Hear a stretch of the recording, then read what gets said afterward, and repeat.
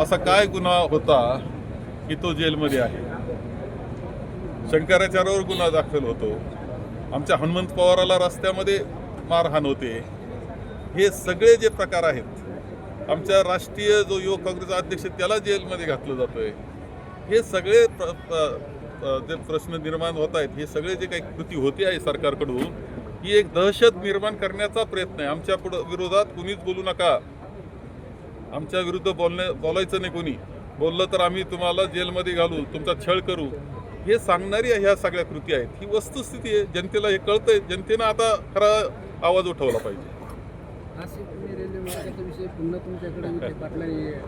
माझ्याकडे काय केलं ते स्पष्टपणे बोलतायत कुठं का कोणता मार्ग त्यांनी सुचवला?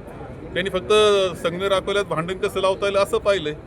त्यांच्या जर एवढं सगळं चालतंय, त्यांचं केंद्रामध्ये जात आहे, सगळे मंत्री, महत्त्वाचे मंत्री त्यांच्याकडे इथे येत असतात.